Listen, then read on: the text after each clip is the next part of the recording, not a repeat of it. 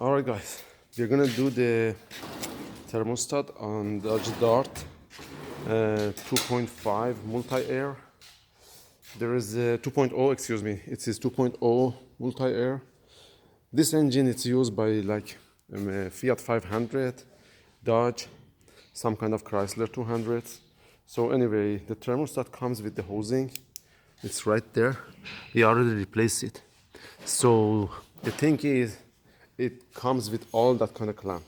So you need to get the adjustable clamp and redesign some kind of hoses, as you see down there, and to make sure they're gonna fit in and all this stuff. Some of them has got the plastic, one quick connector, but most of them is gonna break when you take it off.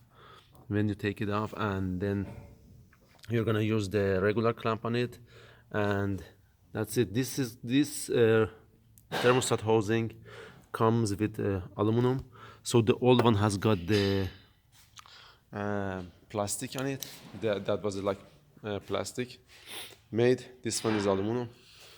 But anyway, you're gonna use the 8mm, all four around it, and take it off.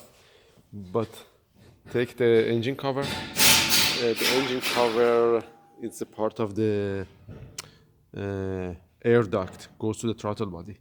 And make sure to disconnect the battery and set aside the ECM. Do not disconnect the ECM. And like I said, this is kind of designed for that hose.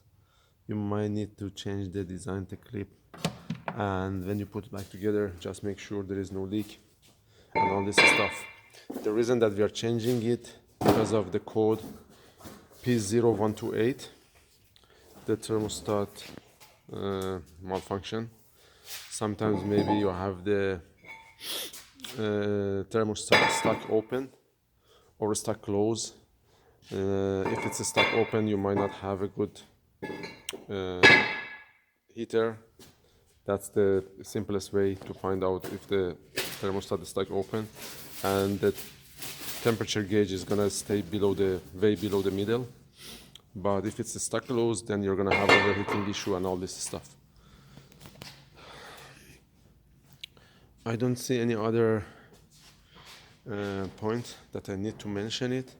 Make sure you grab the pan, catch the coolant, and there is no bleeding procedure for this vehicle. As soon as you're done, you put back everything together, like I said, and you fill up with the proper coolant on the coolant reservoir right there, and start the car, let it run to reach to the at least 20 to 30 minutes to reach the normal temperature. And again, check the leak, then turn it off, let it cool down again for like 2 to 3 hours. Make sure check the level of the coolant again. If it's low, add it up or top it up, and that should be it. Thank you guys for watching. Please make sure, I don't mention it, but please make sure you give us a thumbs up if you like that, if it's helpful, and subscribe the channel. I'm trying to just put all this information absolutely for free, so you guys can, learn or gain some experience or find out how hard is going to be the procedure or how easy. So again, I would really appreciate that if you guys go ahead and subscribe our channel, give us a thumbs up if you like that, and please make sure to reach out to me if you have any question. You got the business information, the phone number, and all this stuff, and I will be more than happy to help you guys. Thank you guys for watching, and see you next time.